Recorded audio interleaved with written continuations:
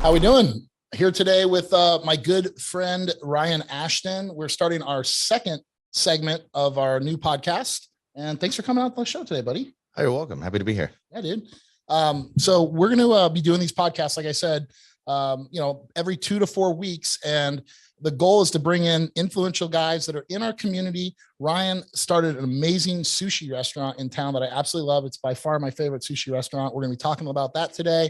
And let's just kick it off. Kind of give us a quick overview of, yourself, your background, and then we'll go into some fun topics here today. All right. Well, I guess I can be first to say that I'm not Leucadia native, but North County native. Okay. My parents are both from Oceanside and Carlsbad, so okay. Stayed local here, and I'm happy to be raising my family here today. Totally. I guess background for me was grew up in a tougher family environment. Okay. And was looking to, I guess, better myself, better my family as I was moving on, and started out in the financial services industry while I was going to college. Okay. And started as a bank teller, working for $8 an hour. And I was right there with you. And just kept hustling. And they gave me the opportunity to advance myself. And so I took it. And by 20 years old, I was a bank manager and worked my way from there. Okay. And then realized that's being a retail manager wasn't exactly what I wanted to do. Sure. Was stuck with a schedule, went from that route and decided that, hey, there are places in the financial service industry that you can control your own life. Right. And became a financial advisor. My first 3 years in the business was the number one financial advisor in the nation. So, holy smokes. For new advisors, I should say. Okay. And that's impressive. Yeah. So it was a lot of fun. It was able to, I guess, check that box of being able to say, hey, I kind of made it, accomplished something. And it meant a lot to me. As that time went on, you manage money. You look at a computer all day, right? Right. So that's what I do. So yeah, it's there's some great parts about that, right? You see people's dreams kind of come true to some extent. All the planning that you put in place and you see those things happen. It's really nice. But there's also, from a creativity standpoint, it's only so much you can do, right? Sure. You're within a box. Yeah. Yeah. So for me, being able to step outside of that box was important. I didn't know how I was going to do it. Okay. I had a friend that owned a restaurant in Leucadia, and I was down there hanging out with him, and we were drinking a couple beers, and that's where some of the best ideas come from. And eating, and he goes, "Hey, there's a spot down the street that came up for rent. You should go take a look at it." Okay. Well, why would I take a look at it? Right. What am I going to do with it? What am I going to do with a restaurant? And so we walked down there, and we're taking a look at it, and I go, "Hey, I have this ability to see a good business one way or another, right? Whether it was something that I knew anything about or not, I knew that the location was a hit. It was a hit. So, it was right on the PCH. I mean, it's like prime time. Yeah, Leucadia Boulevard and 101. It's and it's continuing to grow, right? You can see the amount, especially in the summertime. You see the amount of foot traffic you have walking down there. So, totally. I saw the opportunity just in the location alone. And what year was it? Was this like 5 years ago? This is 5 years ago in September. Actually, 5 years ago in March is when we signed the lease. So just over 5 years now. Well, and again, I obviously knew you when you were opening the restaurant because we were talking about it. We were like, I don't know if we were out to dinner at a barbecue or something. You were telling me about the restaurant. I'm a big sushi fan. And I think you had some challenges, right? Like once you actually open, I want to get into that a little deeper with the wasn't it licensing or something, and like that. Then was a setback, or it wasn't your business plan to like not have alcohol. No, we had a ton of challenges. Well, I could just start out from all of my mentors, right? So as time goes on, they're looking at you going, "Hey, Ryan, what are you doing? Like, like opening a restaurant's a bad idea, right?" The percentage of restaurants that fail, it's first year, right? Yeah. It's like, it's really tough to crack that egg. Exactly. Or crack that shell or whatever. Yeah. Yeah, exactly. So they looked at me and said, "Ryan, what are you thinking?" Right? Like you give people advice for a living. I'm going to go ahead and give you some free advice right now. I've done this. These are people who have opened many successful businesses that own and they can do whatever they want to do. And they're looking at me going, "What are you doing? This is a bad idea."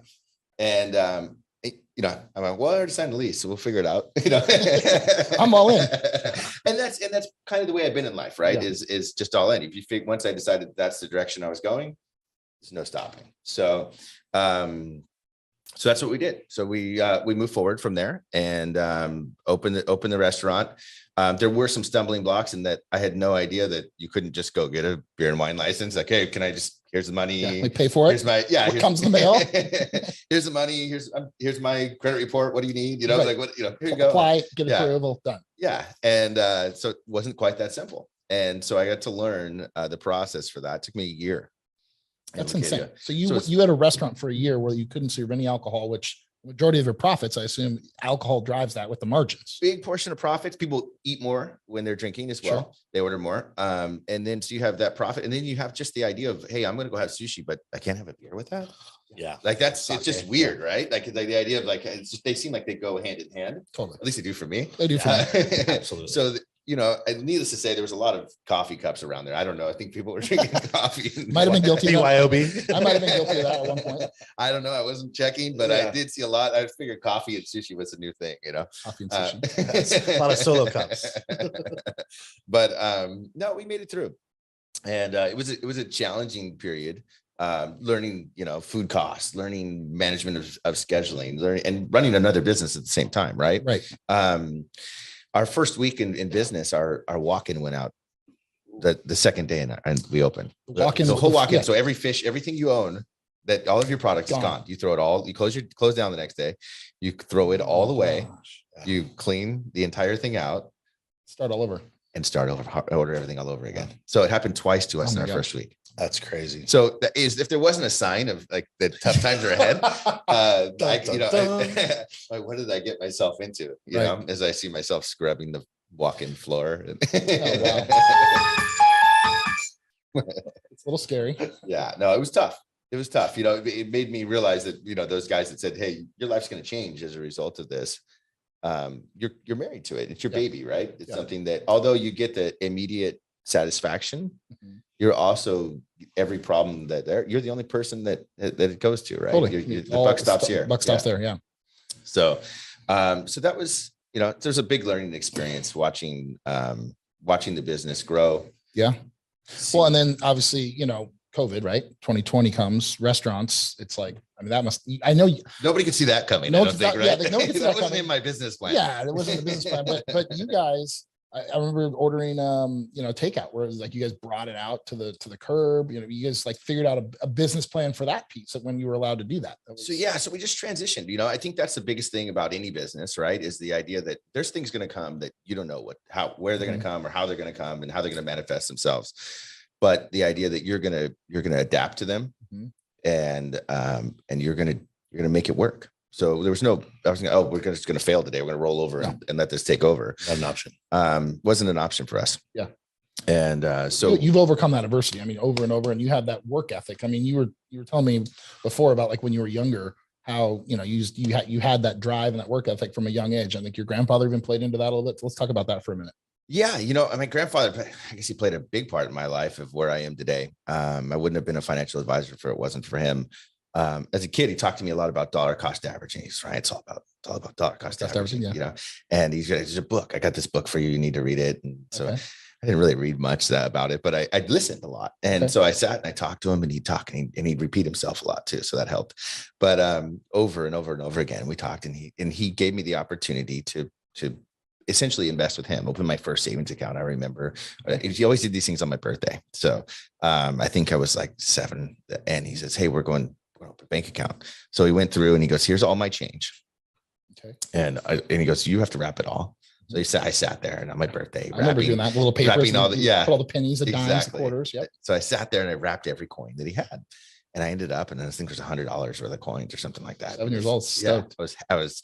And back then, even $100 was like, you know, crazy. And I had a little bit of birthday money from myself, from my other grandparents and uncles and aunts and uncles and things. And so we went and I I think I had almost $300 by the time it was said and done. Okay. We went and opened my first bank account in Carlsbad at the Bank of Solid. America on Carlsbad Village Drive there. Nice. And got to meet the manager and everything. My grandfather made sure it was a full experience. We got to walk into the vault, see Wearing how a things were suit. going. And he's like, this is how a bank works. Taught me how interest works. And he goes, imagine your dollars going out. They're going to go out for work for you every day.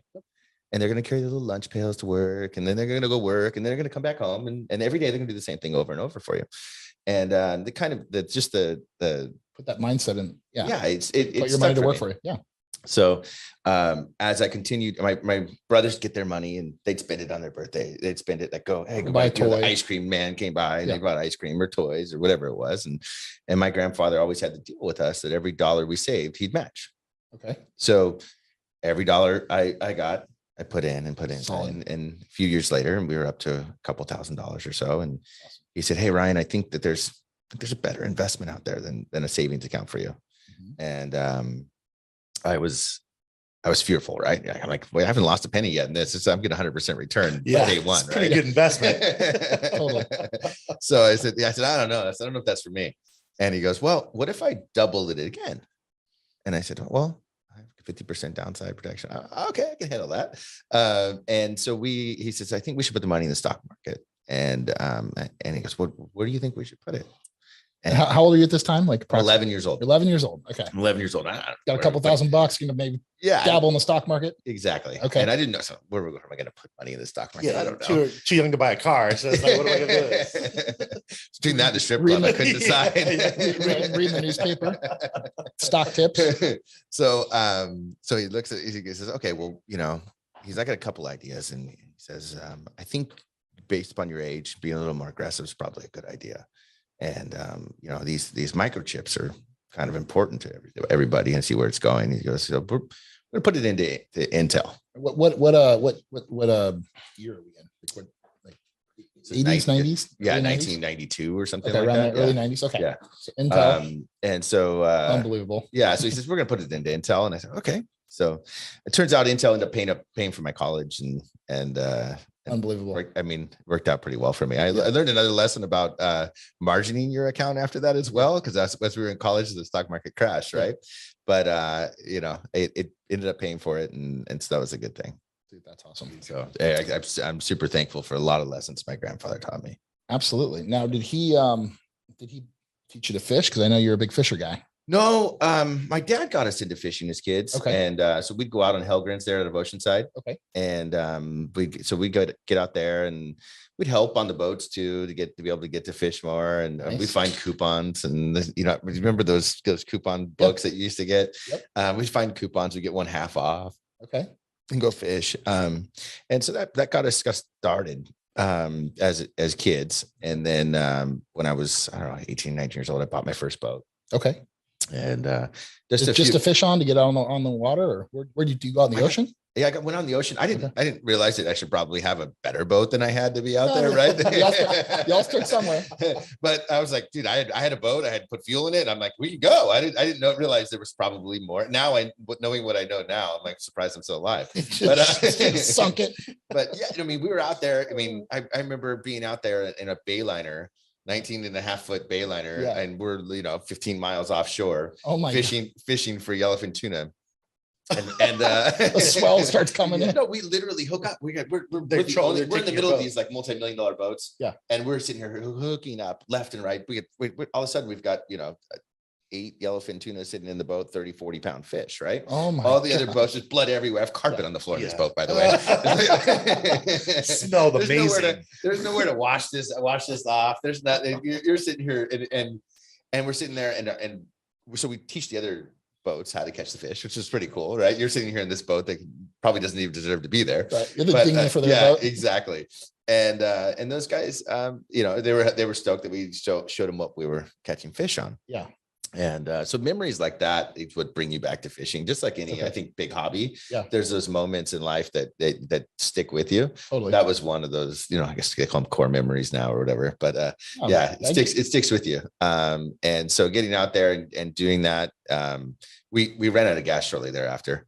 And out there you ran out of gas, and I had a 5-gallon jerry jug on the boat, right? Okay. So I put it in.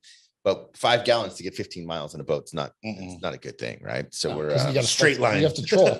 so we have to go slow, right? Yeah, That's you it. go So we have to troll. We're like, well, we better put the lines back out then.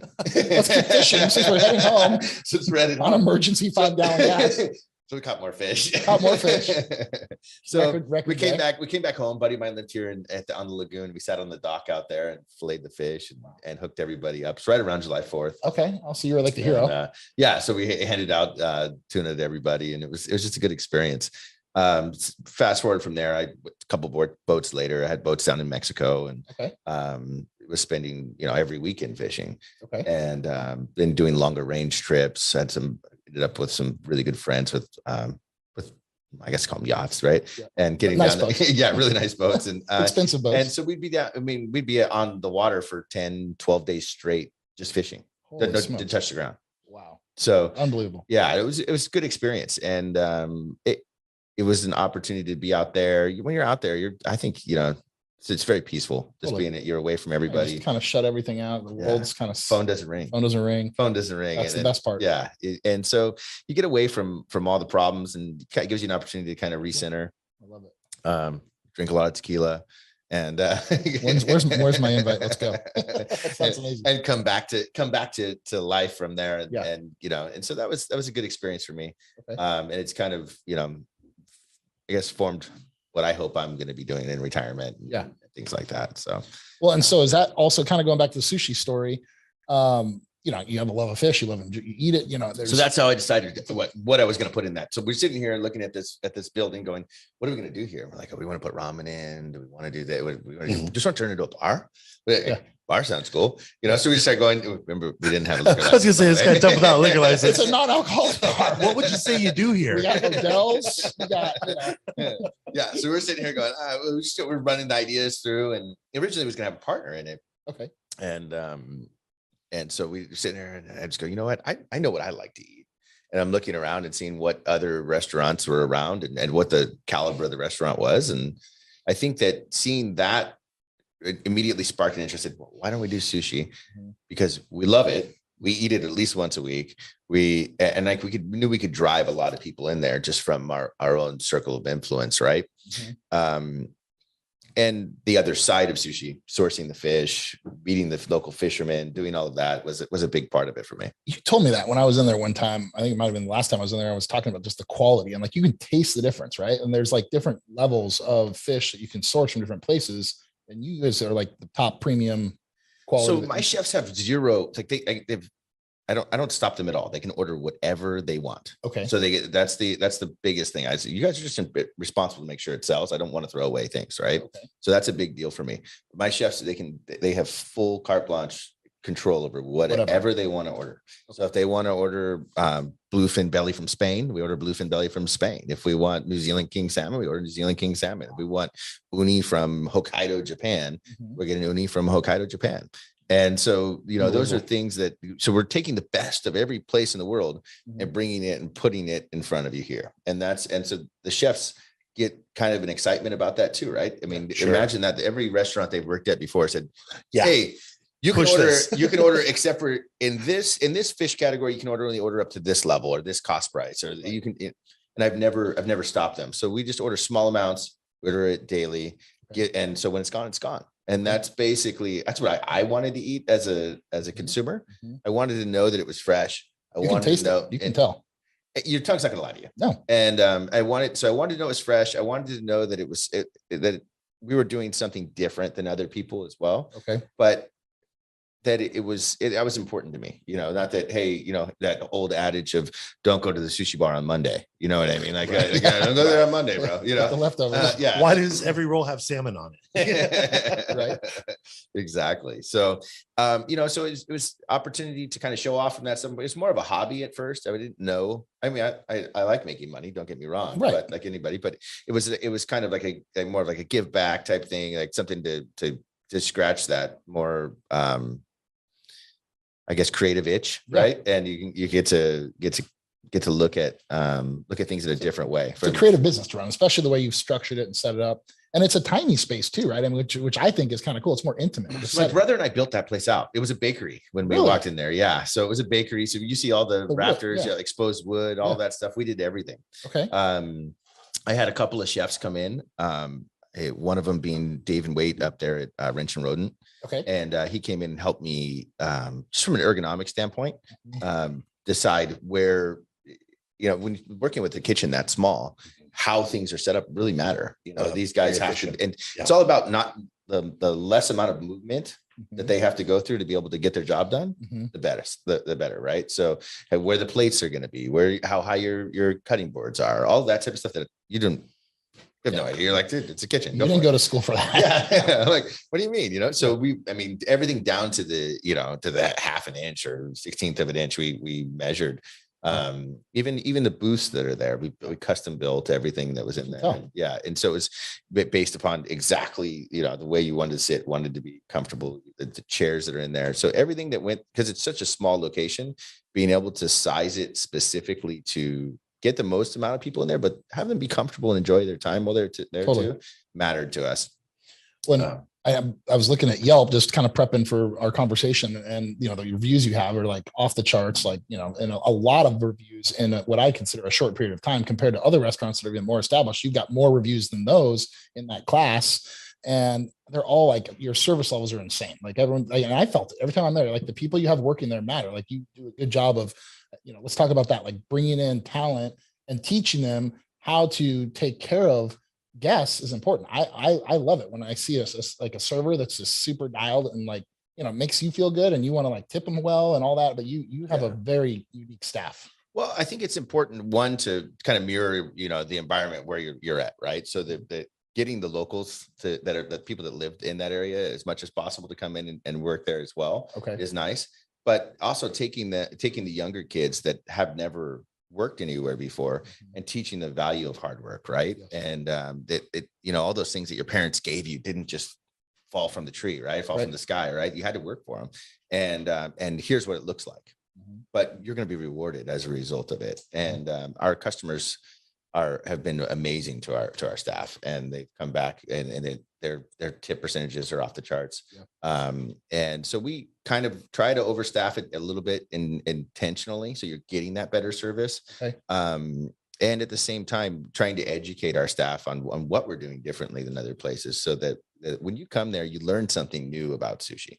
That's one of the things I remember back when IPAs were coming out, everybody became an IPA expert, right? Totally. Like, you're like, I know everything about these beers. Let me tell you, I got to take you to the bar so I can show you about this beer I found. Passion for beer. Yeah. So if I could do that same thing for sushi at a small level, right? To teach you a little bit about why we're bringing in this particular fish at this time of year, what's different about it, how we're enhancing that flavor, what we're doing differently than another place, then I can create that. I mean, I think back in the day when my business side of me, I think I read a book called Raving Fans by, love that book. Right? That's amazing. So that create that raving fan, right? If I can teach you, I can give you that experience of that you're in there, that you become a raving fan for my business. Then so I can take some of this business side that I'm a raving fan. I'm telling people when they want to go for sushi right here. Thank you. And so to take that and to try to keep that in mind, and teach my staff, take a little bit of that business side that I worked in for 22 years now, and teach and pass it on to my staff, to drip it onto them as time goes on. And a lot of times they don't even know. They're coming in. They think they're coming in just to serve tables. But I'm like, hey, there's a little more to this. Let me teach you, And so I didn't know what I knew about the restaurant business, that they would collide. Right. And so that was important to me, that our staff is doing more than just, hey, how's it going? And handing you food. Right. So experience from start to finish. Yeah. And so having good music, having good food, and having a consistent experience, right? I don't want you to come in one time and go just be blown away. And then the next time you're like, what was that like? You need the consistent. Exactly. Yeah, so that's one of the biggest things for me, is that consistency. So you'll see that in our food. We should see that in the experience that you have there from our servers. And then at the same time, hopefully some good music while you're there too. Cool. Did we throw out a name and address? We're Ola Sushi, 918 North Coast Highway 101. That's Lucadia, California. So corner Lucadia Boulevard and 101. A lot of people know Solterra Wine Bar. We're right next door. Right next to Solterra. That's a good spot too. So yeah, Chris is the winemaker there. So we work at, so another thing we do, all of our wines are Solterra wines. Okay. So we bring in, Across. so we bring in his wines and sell them. He's right there making them. He makes amazing wine and it Why makes not? sense. Yeah. Yeah. So Cross promote. yeah. So we do that. And if we've got a long line, you're probably going to sit at Solterra and have a glass of wine and wait Totally. before you get in. So it's been Makes sense. been a good place for us. So they've Yeah. been great neighbors to us. So shifting gears a little bit, fatherhood. You're an amazing father. You know, do a lot of cool stuff with your kids. Well, I try. Let's talk about that for a minute. Like, and how, you know, raising kids in today's environment. I mean, it's obviously landscapes change from when we were kids, Mhm. you know, instilling the same values. We talked about that a little earlier. You know, youngers, bringing them up in this day and age, it's different. And No doubt. I think our kids are growing up faster than they ever have before. And we see that across the board. And you see that in your friends' kids, you see that in your own kids, and trying to protect that. I have a 9-year-old daughter. Well, she'll be 9 in September rather. You know, I see her every day. Every day I see her growing up just a little bit more, right? And it scares the hell out of me. But me too. Seeing my kids, it's so fast. It goes by so fast, and the way they think and the way that, and you're hoping that all that time you put in at the beginning, it's going to come out well at the end. Right. And so I think that's where it matters, right? It's the time at the beginning. Right. And so one of the things that I did differently and I was fortunate. I mean, I'm divorced, right? So her mom and I aren't together anymore, but I was fortunate to be able to take the time when I had her and make that her time. Okay. And so, as much as possible, was able to shut down the businesses that I run from a standpoint of taking my time during that time and just be with her. And so I've you know, what that mean, we were camping, we were fishing, we were hiking, we were hanging out at the house and, you know, swimming, teaching you how to swim, teaching you how to tie your shoes, doing all that type of stuff. Yeah. But making sure that time with her was her time. And I didn't have that as a kid growing up. So it was important to me that I could, even though she wasn't going to have me 100% of the time, but the time that she had 100% of me. 100% of you. Yeah. And so that was important to me. And so now I see the challenges we have ahead of us, right? As your kid gets a little bit older, if before you're the hero. You're the hero. Yep. And it's really easy. It's really easy to be the focus of your kids' attention, right? Now we're starting to see some of those distractions, right? Your friends and your friends and your iPad or these. So yeah, we haven't seen so much of this. We've been able to keep away from the social media types of things so far, but you know, there are some distractions there, and then the influences from the outside, right? The other opinions, different things, and they start listening and go, well, hey, maybe dad wasn't right on this thing. Yeah, right. Where did that question come from? That's out of left field. Yeah, exactly. You know when your kid comes to you with a question that they didn't come from this house. Yeah. That's a unique question. Yeah. So, but encouraging that part of it too, right? You want them to come up and talk to you about the things that they're going, not just shut them down and go, hey, wrong. Right. You know, like you want to say wrong, but let me explain to you why. Yeah. And talk through it. Creating that environment where she can come up to us and really be open with what's going on and things she's thinking about, things that she's experiencing has been important to me. And then just, you know, I think one of the things I see at my kids' school, it says, keep your kids longer. Right. Yeah. So we've gone through and I think there's a petition there and I think we signed that says that our kids don't get cell phones till they're in 8th grade. Oh, wow. So protect the innocence. I like that. Yeah. I mean, there's so much that, you know, you're not going to get a cell phone until you're in 8th grade and you don't need it.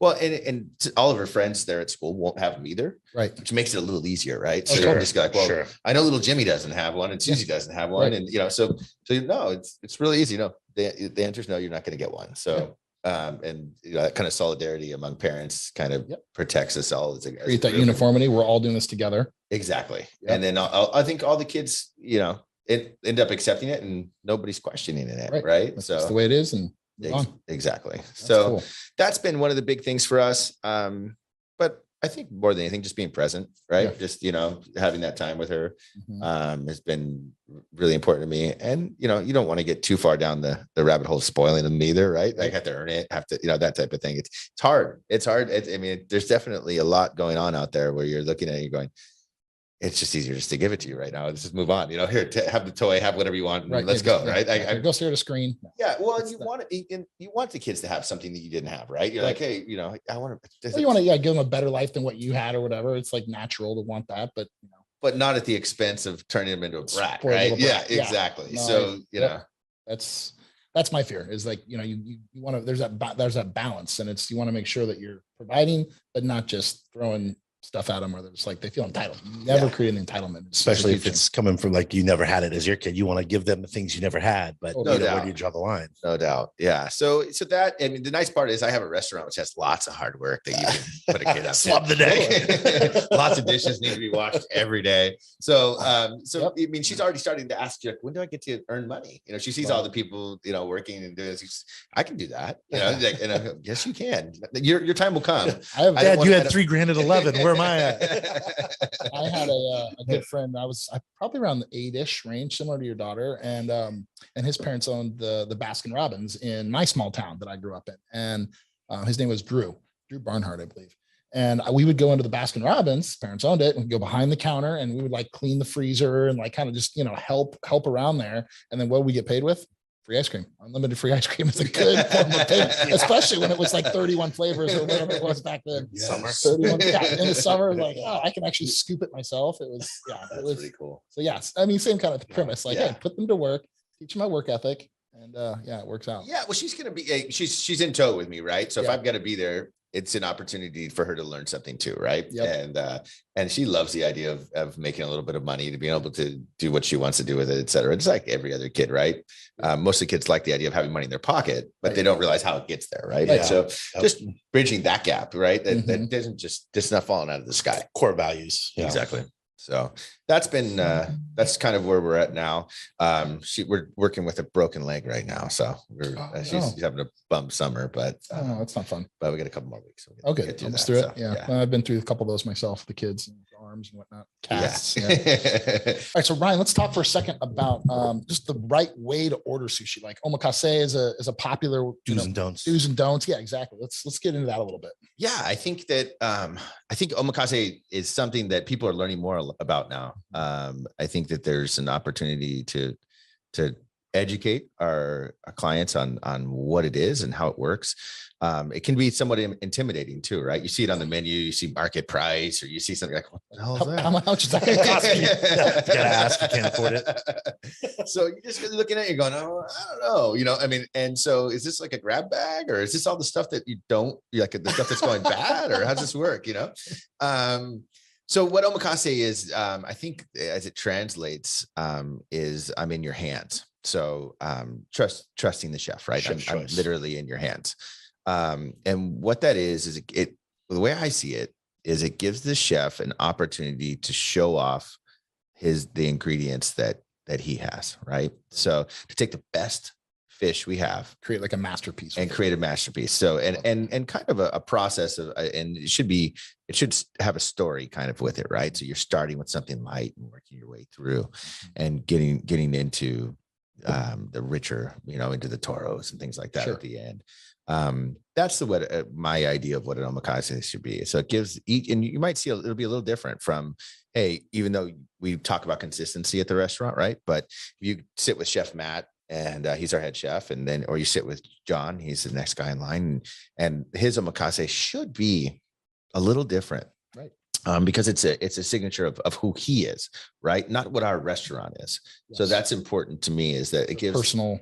There's a personal experience that's coming from the chef, right? So I may dictate, hey, you need to have these types of fish in an omakase, but or start with a base of X, but after that, go on your own, that type of thing. So there's very little coming from the restaurant, from management, let's call it, or ownership, saying, hey, this is what it has to be. No, let give them the they do the same thing repetitively and over all day, right? So giving them the opportunity, they appreciate it. One, when customers order it, because it gives them they're excited to do something. They get to have some freedom, and they take pride in what they're preparing, and it's a story and presentation and all that. Exactly. So it's a direct reflection on them, right? So it's their opportunity to walk you through their story of that day. So we're excited to see them there is a difference, by the way, between to-go omakase and omakase at the restaurant.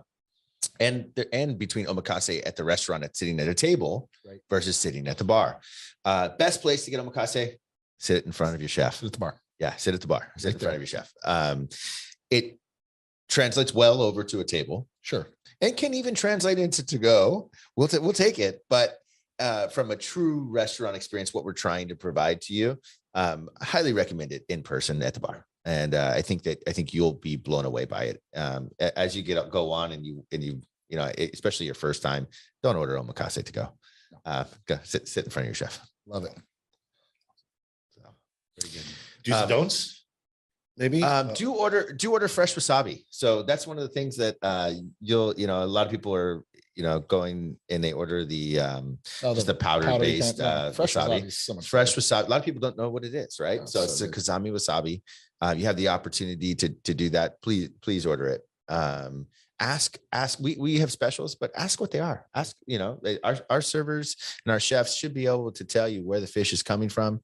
If you prefer line caught fish versus farmed fish, those are options, right? Okay. You have gluten-free items. If you have other intolerances, we're here to give you the experience you're looking for. And we're going to meet those expectations to the best of our ability. There are some things that we can't do. And I hope that our customers will understand that. Right. Don't bring your own fish into the restaurant. So I caught this today. Can you do anything with trout? Don't bring your own fish. Everybody thinks that's cool, right? Because you're in Mexico, you can do it. You walk up, you're like, hey, I caught a bluefin. I walked up to there, and they did it 3 different ways for me, and that's amazing. We'd love to be able to do that for you. It creates cross contamination issues for us. So we don't do it. If we did do it, it would be a disaster. You have to set up separate cutting boards. It's not a good thing.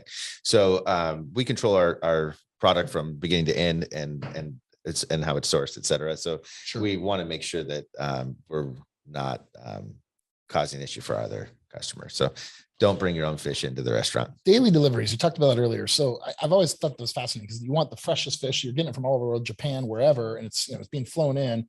What is that? What is that? Is that like from the time it's caught to the time it's delivered to your store? Like, is that like how many? It's always iced down, I'm assuming. But what does that look like? How long? So just here, even in town, there's several different intermediaries or wholesalers, whoever you want to call them, from Ocean Fresh to especially in San Diego. Yeah, there's tons of them, right? So you can go into their warehouses and sit there, and they've got master fish. I don't even know what they quality control. Yeah, quality control there. You can sit down and go through with them each individual fish that they have. And so once they know your restaurant, they know what you're looking for. You've built a rapport with them. You've sat with them and talked to them. Hey, this is the quality of fish I'm looking for. These are the cuts I'm looking for. Right. We know that those are already set for us. When we order, they know our restaurant. They know what we want, and it comes in exactly. Quantity and all that good stuff. Stuff, yeah. So we just order the quantity. Okay. They know what cut of the fish we want. They know what quality of fish we want, et cetera, right? Because not all fish are created equal, and not all restaurants are the same, right? And so what quality of fish, what one restaurant might order might not be the same as the next. So the good thing I could say is we're always at the top level. So we're always asking for the best product possible. And so we're happy to pass that on to our customers, and it gives us I'm excited. I'm excited for you to come in and taste what the best products are, and we're going to put them out there, and we're going to do our best at putting them out there and make them even better. So great segue into educating Joe Schmo sushi guy. What would you say to the guy that comes in, pours his soy sauce in there, he or she, then puts the ginger in the soy sauce, mixes it all together with wasabi, gets the roll, takes the first piece, just dunks it right in there? So eat your fish how you want. That's the first thing I'll tell you, right? Do whatever makes you happy. Go, that's fine. But from a traditional standpoint, if your chefs put a sauce on it, it's probably already taken care of. It's probably, you can ask your chef too, or your server, but if there's a sauce on it, eat it as it is. Yeah, at least try it first, right? Yeah. If you still want to put whatever it is you want, your ketchup on there, put ketchup on there, but right? No, literally, but it's your food. You're paying for it. Eat it the way you want to. We're going to serve it the way we think it should be eaten. Right. And so, if there's a sauce on it, it's probably good the way it is. Sure. If not, then feel free to go for the soy sauce from there. Right. And one thing Or I would wasabi, say, get the fresh wasabi, Yeah, right? yeah, So not every restaurant carries, it's very expensive. So not every restaurant carries it, but I highly recommend it. It's not as spicy as the powder based wasabi, It's right? almost like a pickled or Yeah, exactly. Yeah. So it comes in that kind of relish type. Yeah. But so good though. the flavor on it, I think actually enhances Absolutely. the flavor of the fish rather than something that just cleans out your sinuses, right? Right. So, what am I looking for here, right? Yeah. And I think that's important is knowing what you're looking for, what flavors are so something that's going to make something taste better. I think the fresh wasabi really does that. Sometimes less is more. Yeah, absolutely.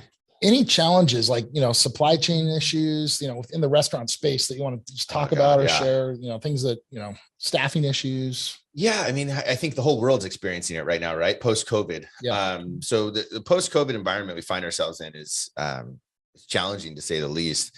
We're getting squeezed as small businesses across the board, basically from every direction. And not to, we're not here to cry about it, but just to recognize it and to figure out how to get around this, right? Is this temporary? Is this permanent? What's it going to look like? What's the landscape look like? Our food prices are soaring. And it's, we're seeing fish product that, hey, this salmon is double the cost it was a year ago. Wow. Double. So if I double the cost of the roll, you're going to look at me going, you're crazy, right? I can't $17 roll. Now it's $35. Yeah. And it doesn't, I can't pass that directly on. You got to absorb some of that. Yeah. So I have to absorb some of that. So you're getting because if I did pass it on, it would. Yeah. People are going to come in and go sticker shock and they wouldn't understand. They wouldn't understand. So it's something that's got to happen gradually. Even though it doesn't happen so gradually to us, right? It's something that's going to happen gradually. And I just think people should know, I don't have this goal of seeing you come in and buy a $40 sushi roll. Right. Does not business owners really just want to keep their same percentage of profit and their lifestyle that they had previously. Right. So what do they have to do to do that? Right. So either it's got to give somewhere. It's definitely not giving on the employee side of things either. Right. Because they're in a lot of our employees drive 30, 40, 50 miles a day. Oh my gosh. To be here. We have employees that drive from Tijuana every day. They're taking a pay cut in the gas prices, right? Just to get there and back. It's costing them to get there. So we're paying them significantly more than we were a year or 2 years ago. Right. Right. And rightfully so. Right. But cost of living. Yeah, no, the cost of living's gone up dramatically. So we're trying to meet those gaps and keep them satisfied and content in their positions and hopefully happy, right? Beyond all of that, right? Everybody deserves to have a happy life, right? Absolutely. So we're seeing that squeeze happen across the board. Everything from rice to soy sauce to, even things you just can't get. Wow. Like you want three ply napkins today? Sorry, we got one ply. And so those are things you're looking at. You're going, we're going a 10-week waiting list for 3-ply napkins. It's like, come on. Yeah. So it's like the toilet paper shortage. Yeah. So those are things like that you're looking at and going, it's, you want soy sauce in packets? No, we don't have them in packets. We can give them 5-gallon buckets, but we can't get them in packets because, you're sitting back. So things that you think were ordinary, things you took for granted, we're starting to see huge price increases on them. And then at the same time, we're seeing just a lack of availability. And I hear that it's going to get worse before it gets better. So when your favorite restaurant doesn't have your thing on the menu, it might be because of price. It might be because it's not available. But be patient with us, as I guess. I've seen it all when we're eating out, because we eat out a fair amount. You go to places and it's like 15 minutes for them to come say hello or take a drink order or whatever, and you have to be patient. It's been tough. Yeah, and finding it's funny because you're paying more than you've ever paid before, right? From a restaurant owner standpoint, you're paying more than you've ever paid before, but then you're still having, in some situations, trouble filling the position. Oh yeah, especially with this younger generation. So pay me now. We take special care of the younger generation of bringing them in and teaching them that, right? Yeah. Teaching them the value of hard work. But there's definitely the workforce is definitely smaller than it once was. of people that are necessarily qualified, but capable and have the desire to come in. Exactly. I think that's it. The desire. Yeah. The desire to come in and actually and do the job. Right. Is it, hey, the I have a big pet peeve that says, hey, that's not my job. I go, you're right. It's not your job. Someone else will be doing it tomorrow. So have a good day. That's the first time you say that to me, I know you're not the right person on my team. On your team. So, and those are things that you learn over time. And so I definitely give them that conversation up front that we're all here, especially these family owned businesses. Yeah. We're all here to create an experience for a guest, right? Absolutely. And what it takes to make that happen, we're going to do as a team. So that's what I'm trying to instill in them. So that way they can take that from this business to any business. We're all going to work as a team to make this happen. It can be in your family. It can be anywhere in your life. We're all going to work together. Here's the common goal. Here's what, and just setting that path for everybody. Sure. And guidance and just being there to help hold everybody's hands and keep everybody accountable. Yeah. So, well, dude, you're doing an amazing job. I'm a huge fan of your restaurant and just you in general. You've got a killer story. I appreciate you coming to hang out with me for whatever, 45 minutes or whatever it's been. But I'll be coming into the restaurant and just keep doing what you're doing. Yeah, come in and see us. We're excited. Hopefully we've been looking and there might be another one in the near future. Oh, really? We'd like to be there to be, we control some costs here, see where that's going. But we've been down the path a few times, trying to find the right place. Yeah. And I have a feeling that one will pop up here soon enough. So well, location, right? You picked the right spot for the first one. You got an eye for it. Thank you, sir. Thank you. Appreciate it. Yeah. It's been a blessing to us. So we're looking forward to the future. Awesome. Well, thanks again, man. It was fun. Thank you. All right, man. See you. Bye.